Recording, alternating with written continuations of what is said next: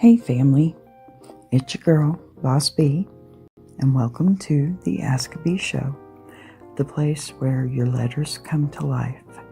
Every day people write in with real questions about life, love, and everything in between. And together, we find hope, healing, and a whole lot of honesty. Because here on Ask a Bee, we don't just talk about problems, we talk about possibilities. So grab your tea, open your heart, and let's buzz into today's letters right here on the Ask a Bee Show. We are live again. Welcome back, BBTV family, to another episode of Ask a Bee, the show where real life gets unpacked, one truth, one laugh, and one lesson at a time. And let me just start today by saying this. If no one told you this morning that they're glad you're here, let me be the first, because I am so very glad you're here. Because this space is built on honesty, on storytelling, on humanity, and on the simple fact that life is hard enough without everyone pretending they're doing fine 24/7. Now, the show is the opposite of fake. It's the opposite of surface level comfort. Ask a Bee is the place where the masks come off and the real conversations begin. So, what I've learned, people are desperate for real conversation, not curated moments, okay? Not the highlight reels, not the Instagram perfect snapshots of someone else's pretend life. They want real connection. They want truth, they want someone to finally say what everyone else tiptoes around. And, I think that's what this show is giving people now. Every day someone sends in a letter because they're tired of carrying something alone. They're tired of trying to fix it all in their head, or, they're tired of feeling like they're the only one dealing with whatever their situation is. The funny, the painful, confusing, embarrassing, and the heartbreaking especially. And that's why, I love this space, because when a letter comes in here, it's real. Pardon me. It's raw, it's lived, and the moment we read it out loud, somebody watching immediately feels less alone. At least that's what I'm hoping is happening. See, somebody breathes easier, okay? Somebody realizes they're not crazy, they're not dramatic, they're not weak, they're human, okay?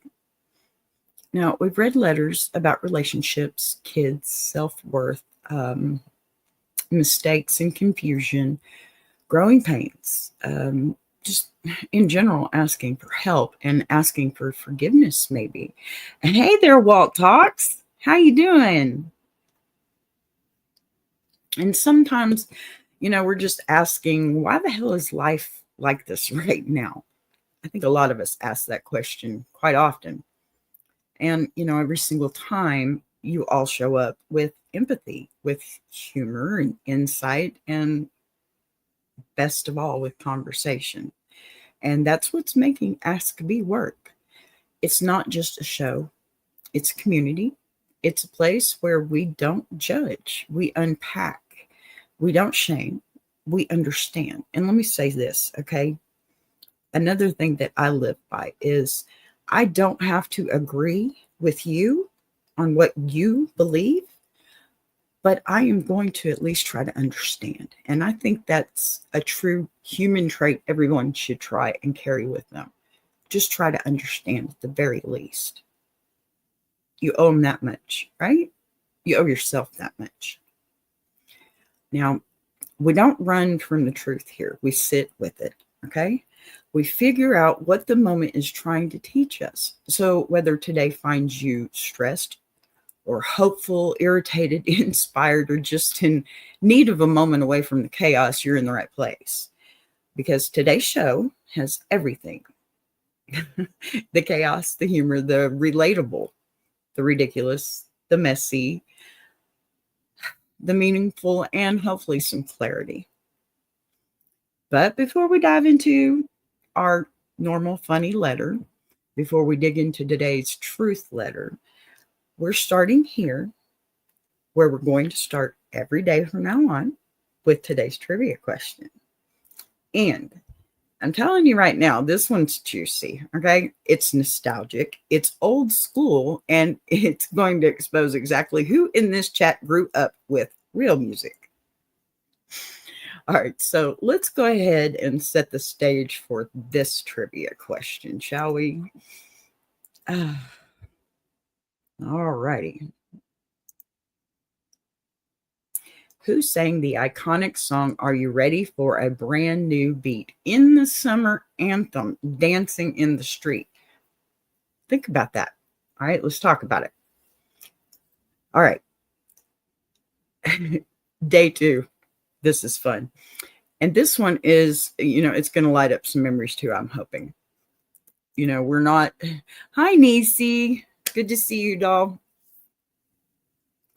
Okay, we're not talking background music today. We're not talking, elevator tunes. We're talking a record that changed the temperature of the country the second it came out. About a song that didn't just play, it announced itself. A song that hit you with a horn section so bold and so bright, so unapologetically alive, that it didn't matter if you were in a kitchen, a car, a corner store, or outside on the street, you were moving. Now, Dancing in the Street, one of the biggest summer anthems ever recorded. And what people forget is that this song wasn't just a dance record, okay? It was a cultural moment. It played at marches and rallies, block parties, city corners during some of this country's most intense turning points. It brought people together when everything else was trying to tear folks apart. It crossed over boundaries that music was told to stay behind. I knew you were going to think about this one here, Walt. I was thinking about you. And the crown jewel of that song, the thing everyone remembers, is the opening line. Are you ready for a brand new beat? That line didn't just start a song. It started a whole movement. You hear it and immediately your shoulders loosen, your mood lifts, and suddenly you are ready to dance, even if your knees say otherwise. Huh, Walt? But here's the question that separates the elders from the internet babies. Who sang that iconic opening line? Not the background, not the chorus, the opening, the line. Was it one of Motown's powerhouse frontwomen? Was it one of the great soul singers of the 60s? Was it a group member or a solo artist? Y'all can't debate. You can fuss. You can Google in private, even though we all know who's cheating. Drop your guesses, lock them in, fight for your answer, because towards the end of the show, we're going to break it all the way down. The singer, the moment, the movement, the music, and a couple of little known facts that most people have never heard. All right. Keep the answers coming in. Everybody across the, you got it, buddy.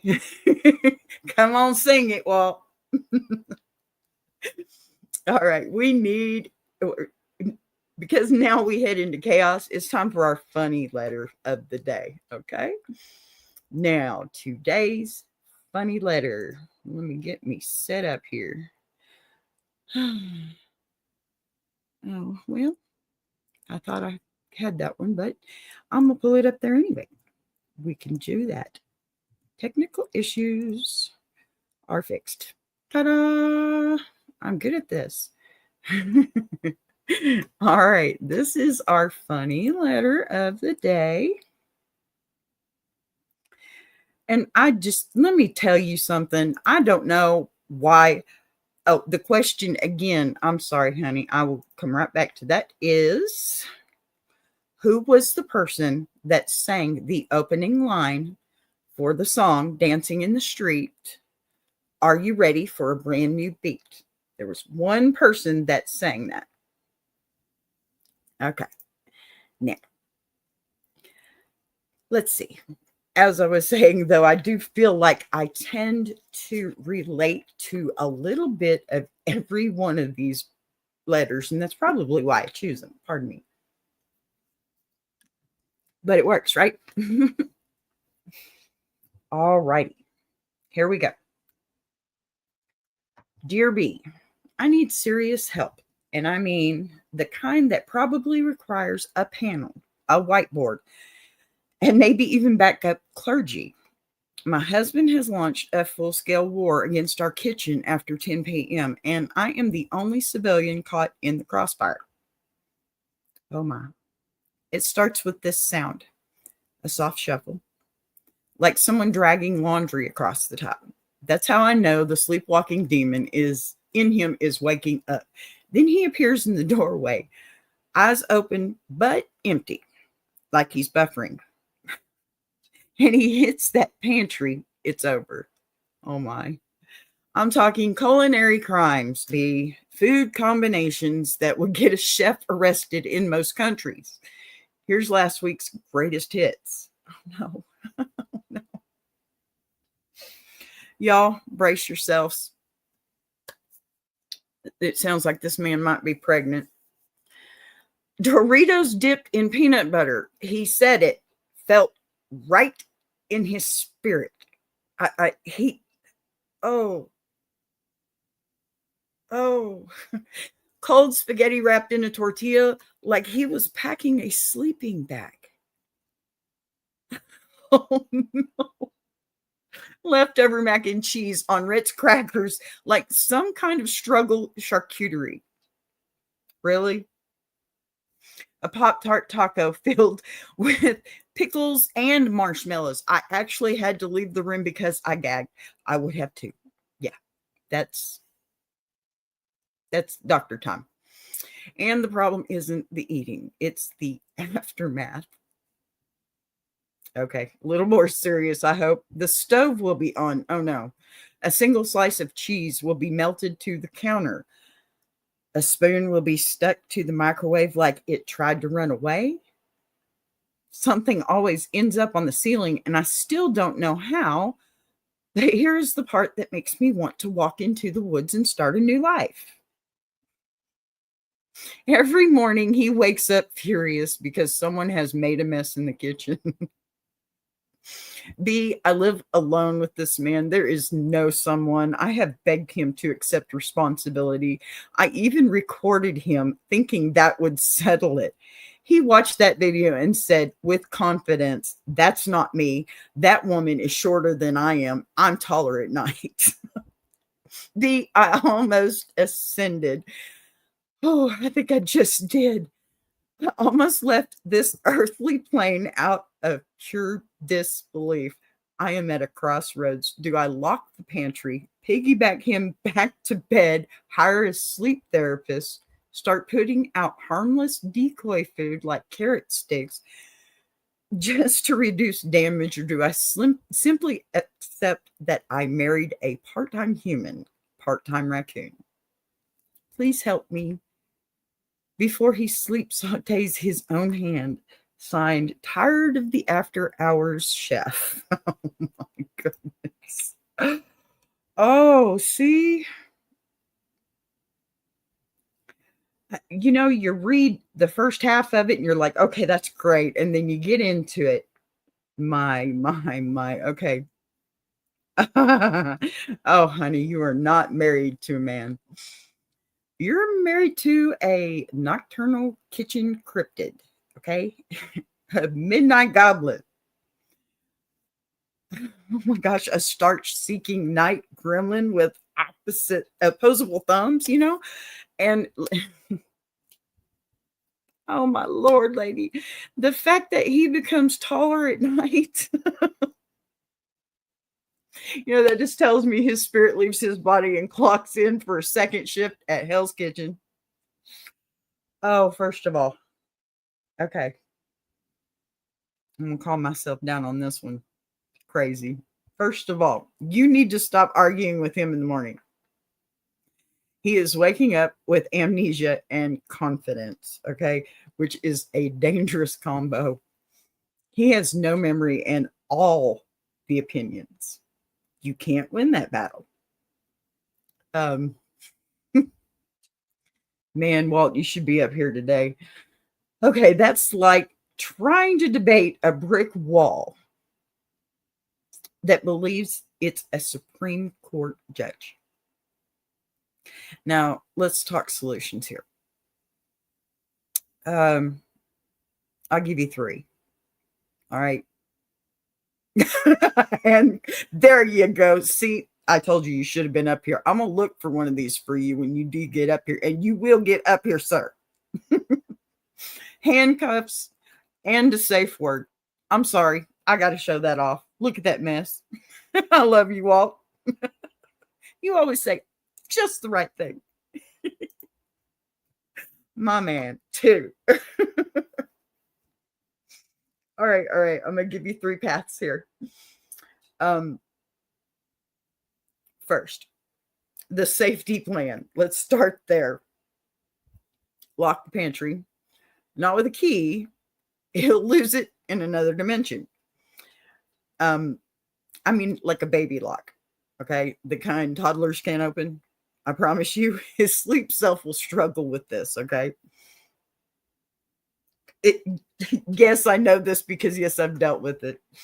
Okay. At worst, he'll jiggle it, get bored, and go back to bed.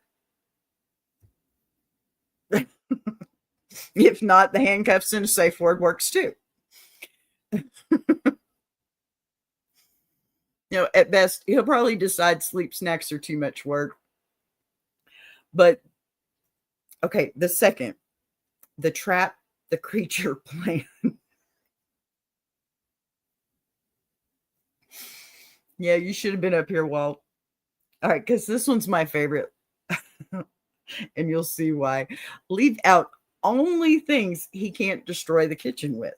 Pre-portioned snacks. A cup of water so he doesn't microwave plastic again. Maybe 1 pre-made sandwich. Huh, Walt? This gives him a safe feeding station like you do for stray cats. Then there's oh my gosh, what was it? Oh, the acceptance plan. The acceptance plan. This one is, I'll call this one spiritual and emotional, okay? It involves you waking up every morning, walking into the kitchen, surveying the battlefield, and whispering, "He lives another day." And Walt says, or maybe she needs to wake up and put another option, wink, wink, on the menu. Oh, Walt, you are such a man. You don't have dessert for breakfast, sir. Well, I mean, maybe when you were younger. All righty. But honestly, okay, if he's sleepwalking through culinary war zones and still waking up alive, baby, that's a miracle in itself. Okay. And let me tell you something. YouTube is here to stay. So do me a favor and keep recording. Not to prove him wrong, but because one day you're going to play these clips at a family gathering and everyone will finally understand the hell you've lived through. All right. Let's summarize this first. Okay. Your husband is not possessed. He's not malicious. He's not gaslighting you on purpose. He is simply sleep chefing his way through life like a Food Network blooper reel. Okay. Protect the kitchen, protect the snacks, and please protect your sanity. My goodness. What a letter. I certainly hope they come and see this one today, because that was a heck of an answer for that one too. Oh my goodness. All right. I guess we're going to, wow, I almost sounded a little Denzel for a minute. All right.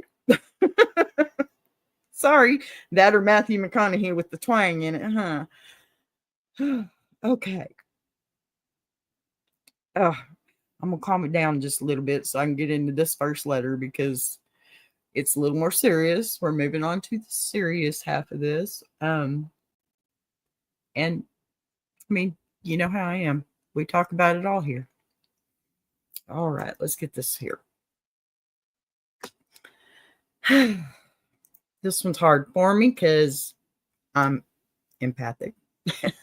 And because, yeah, I'm a real big stickler about being embarrassed. Okay, let's get into it. Dear B, I feel embarrassed when writing this because I'm a grown man who knows breakups happen.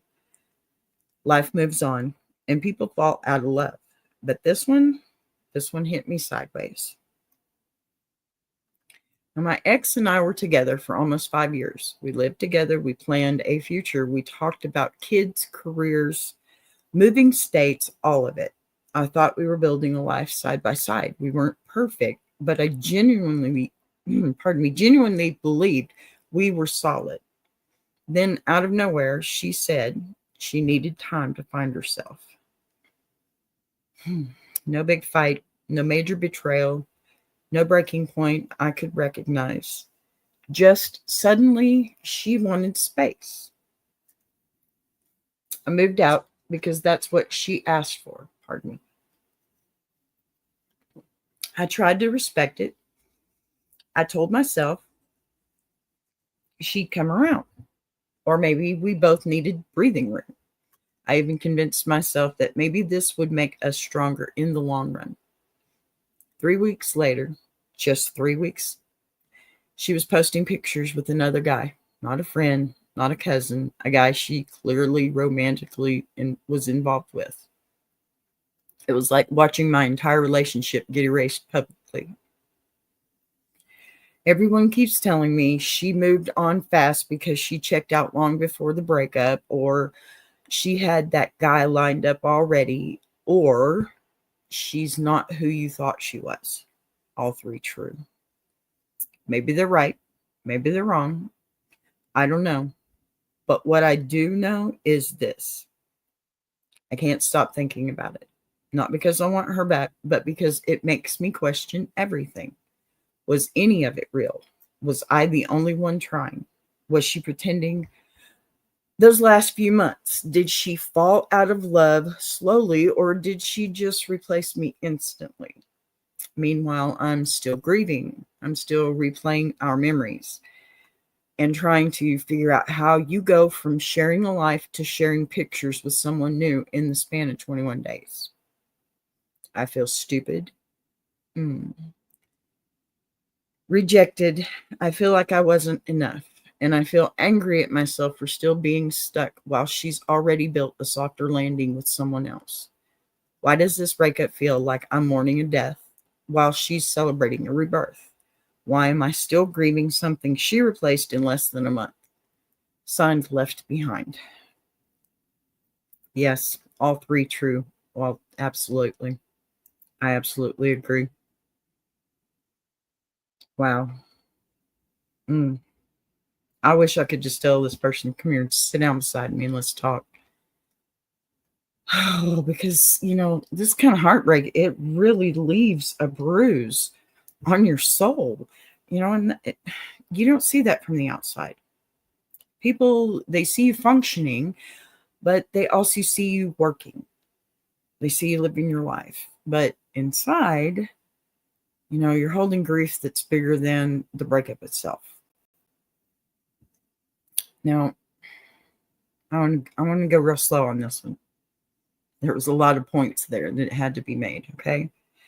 Because everything you're feeling has a lot of depth and real depth, and none of it is what you think it is on the surface, okay? You're not grieving her. You're grieving the story you thought you were living. And when a relationship ends suddenly, the grief isn't about the person anymore. It's about the future you had already emotionally stepped into. The family that you imagined, the plans that you built, the comfort you relied on, identity, I mean, as a couple. Now, the us that you believed, you thought was real. When she moved on, oh God, in 3 weeks, she didn't erase you. She erased the story. Okay. That story lived inside you far longer than the relationship did inside her. She didn't move on in 3 weeks. Okay. She detached long before she left. I hate to say this, but it's true. Women leave emotionally long before they leave physically. Okay. When she broke up with you, she'd already questioned, processed, detached, prepared, grieved, planned, and her closure happened quietly while she was still next to you. And your closure started the day she walked away. That's why it feels uneven. It is uneven, it really is. But breakups never happen on the same timeline for both people. And you're behind emotionally because she started before you knew the race had ended or began. Pardon me. Her new relationship is not about love. It's about avoidance. Okay. That's why it's called a rebound. Let's tell the truth, but gently. A person who jumps into something new that fast is not in love. They're avoiding discomfort and loneliness and accountability, also self-reflection, emotional emptiness. A rebound relationship isn't healing. It's a distraction dressed up as moving on. It won't last. And she didn't move forward. She moved sideways. Okay. Sideways always catches up later. Now, you're grieving slow because you love deep, right? People who love deeply feel breakups deeply. People who move with integrity, they need time to process. And, people who gave real effort don't just bounce into someone new, like switching playlists, changing your underwear. I mean, hopefully they do. Ugh. You're grieving slowly because I'm sorry, I'm getting angry at this person. You're grieving slowly because you were present in the relationship. You were invested. Okay, invested 5 years. You weren't performing, you're loving. You meet your commitments and you meant them. You believe the connection wasn't disposable, and there is nothing weak about any of that. Your slow healing is a sign of maturity. Okay? You got to look at it in a different perspective. Show up for yourself. Stop being a choice. Don't react. All my rules. And 3 sides to every story. Yours, mine, and the truth. Now, her fast rebound is a sign of avoidance, okay? And definitely immaturity. You're questioning the entire relationship because abandonment triggers self-doubt. And this part is painful but necessary to say to you, okay? You're not hurt that she moved on. You're hurt that she moved on so fast that it feels like you never mattered. Her speed makes everything feel fake. Guys, the memories, the promises, and then I love yous, the future plans, emotional intimacy, years you shared.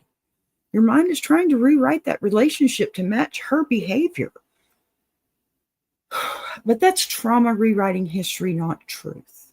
Okay? What you had was real. What you felt and what you built was real. Her inability to transition respectfully does not erase the authenticity of the years you spent with her. And amen to that walk too. It's a gut punch. Accept the reality of she changed or who you thought she was when you chose her. Amen. Amen, sir. Absolutely. an absolute gut punch. It's trauma. And you're just trying to figure it out. She's already figured it out, obviously. Or she's ignoring it with the new man. Avoidance. My whole point here, too. Absolutely. You're grieving slow because you confront pain. Those aren't equal paths. She moved on fast because she avoids pain, not equal paths. Let's talk about the part you haven't said out loud, okay? The humiliation. The social side hurts too. Seeing her with someone else, watching her look happy. People are going to ask questions and feel replaced. Feeling like your love story was disposable. Feeling like everyone now knows she picked someone else. That's embarrassing. Breakups don't just hurt emotionally. They bruise your ego and your identity and your dignity too. But darling, you didn't get replaced, okay? You got released from someone who wasn't capable of loving you at the depth that you loved her. Keep that in mind. That is not a loss. That's a redirect. A very good redirect, if I can say so. Walt says, this could have gone on forever. You'll thank her eventually. Amen to that too, sir. Absolutely. You'll thank her. You might even be thanking her by the end of this show. Here's the real truth. She didn't heal. She hurried. There's a huge difference. Healing means reflection, growth, accountability, self-awareness, closure. And hurrying, it means distraction, rebound, emotional avoidance, replacement, denial. She chose the path that looks easier on the surface, but it causes more wreckage down the road. Ego is the enemy, but no, you'll eventually know who held the ladder while she climbed out of your life. Yes, sir. That's beautiful. This is why you are Walt Talks. No fluff, just the good stuff. Absolutely. I want to read that one again. Ego is the enemy, but no, you'll eventually know who held the ladder while she climbed out of your life. Y'all, rewind and play that again. Do that a couple of times, okay? If you're the person that wrote this letter and you see this, rewind that. Listen to it a few times. That is profound and exactly what you need to hear right now. It really is. Thank you all. Thank you so much. I know your heart is hurting today. Mark my words, hers will hurt tomorrow. Okay? People who rush replacements. Oh, her friends knew, trust me. Amen. They sure did. And they're no friends of yours if they knew and said nothing. Huh, Walt? That's not a real friend. Absolutely not. And people who rush replacements eventually realize you can't escape grief. You only delay it.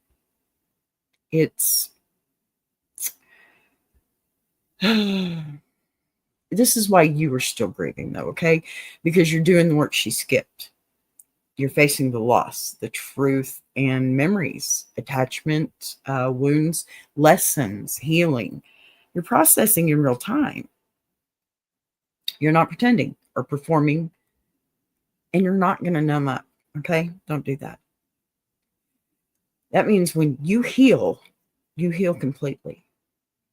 There's no temporary fix. It's not superficially. It's not rebound deep, okay? It's real deep. And the next person that gets your heart will receive a man who did the work. Absolutely did the work. And here's how you move forward with that. Not out of the pain, but through it, okay? You got to get through it to go through it. Honor your grief. Don't rush it. You have time. Life is short, but there's still time. Your timeline is yours again. Okay? Stop comparing your healing to her rebound. She's distracting herself. You're repairing yourself. Two different journeys. Remind yourself that this relationship was real. Even if the ending was messy, don't discredit years because of her speed. You need to focus on who you were in the relationship, not how she left it. Okay? Your integrity is intact. Your heart stays loyal. Your effort is real. And it stays that way. Now, don't seek closure from her. She can't give you that. She doesn't even have it for herself yet. Okay? And here's the final truth you need in your bones. You were not left behind, sir. You were left on a higher path, much higher than she could ever reach. You are grieving slowly because you're emotionally capable. Not many have that. She moved on quickly because she isn't. She's not capable. Walt says it's not your job to fix her. Recognize your pain, address your feelings, and walk right through it. It'll make you fearless and I'm sorry, these glasses, I can't see very well. And not worry what folks think. That's the ego. Amen. See, well, I'm glad that you're here for this one, because this man needs to be lifted right back up out of that ditch she tried to put him in. This just makes me so mad at this woman. Because he lost somebody that acted fast, but he needs to know she lost someone who loved her deeply. One day, not today, maybe not even tomorrow, you're going to look back at this and realize she didn't replace you. She released you into a future where you are loved at your depth, not at her capacity. Yes, Walt. Experience is a great teacher. Been there, done that. High five, man. You and me both. Absolutely. And you know what? I wager to believe a lot of people have been there and done that too. You need to show up for yourself. Stop being a choice. Stop. There's no point in it. Don't be a choice. Thank you, Walt. I got that one. Okay. So, wow. I'm just so angry at this lady right now. Forgive me. I mean, I say forgive me, but no, don't forgive me. I'm angry for you. Okay? Sir, I am angry for you. Not at you, not at her, but angry for you. Nobody should ever have to go through something like that. And I know it's got to be difficult for you right now, but please listen. Please listen. She didn't replace you. She released you, okay, into a future where you can be loved at your capacity, what you deserve. That's you showing up for yourself right there, buddy. That is absolutely you showing up for yourself right there. And Walt, thank you so much for helping me answer that one today. Wow. I mean, wow. That's kind of crazy. Well, listen, I am going to stick with just one letter today because I do have a few more things to get into. Like we do have a trivia answer. Are we ready for that? I didn't get any answers in there. That's okay. Y'all come on back. Watch the end of this because here it comes. All right. Now, time to circle back. Earlier, the question was, let me bring that one back up too. Sorry. All righty. And we're back for this one. Who sang the legendary line, "Are you ready for a brand new beat?" in the timeless summer anthem, Dancing in the Street? Are we ready? I am ding, ding, ding, ding, ding. And Walt, you're going to be in trouble if you don't know this.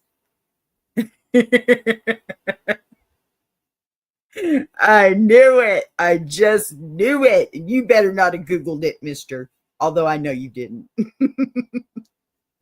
The answer, my friends, is Martha Reeves, the powerhouse lead singer of Martha and the Vandellas. Let's talk about this woman for a minute, okay? Because you know how I am about music.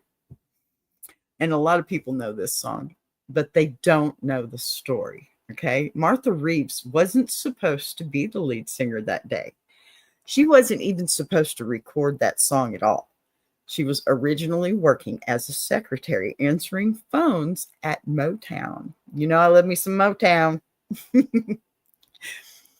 And then the right person, they overheard the right voice and said, "Hold up, who is that?" And from that moment forward, Motown never sounded the same.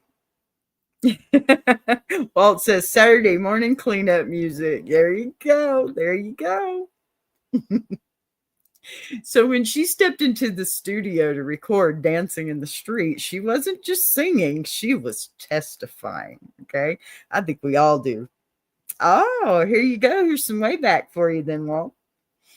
So when she stepped into the studio to record Dancing in the Street, she wasn't just singing, right? Okay. Her voice had grit, it had soul, it had this spark in it that made every single word she sang feel personal, like she was singing directly to you. Pardon me. Okay, and here's where it gets really interesting. That opening line, the one the whole country knows, she did that in one take. Just one take. Motown originally thought the song was cute, nothing more. They had no idea the horns, the beat, and her voice were about to create one of the biggest cultural waves in music history. Okay. The song crossed generational lines, racial lines, political lines, and it became an anthem of joy and resilience. So, to this day, modern artists still study her vocal attack on that track. You know, Martha Reeves didn't just sing a song. She carved her name into American music history with a single line and a single take. Gosh, that's amazing. Amazing. And she deserves every bit of the credit she gets for this. So, you know, for everyone who got that right or may get this right, bragging rights officially activated for you, Walt. Absolutely. And for those that didn't, tomorrow's your redemption arc, okay? Now, I'm going to bring this home. We're going to go ahead with our little outro. And that wraps it today because this episode of Askabee has been absolutely epic.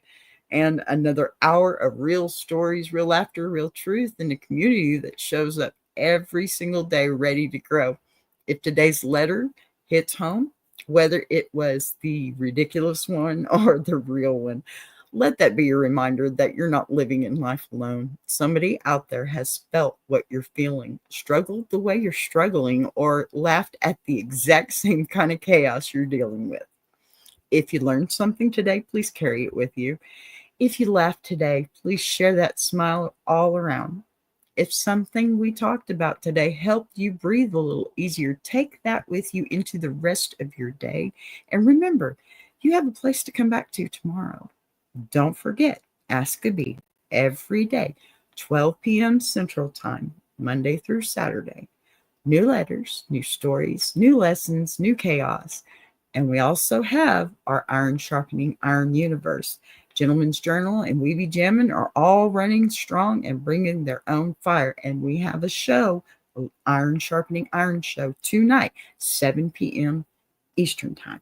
Now, if you missed any episodes, go binge. This community grows because you show up for it.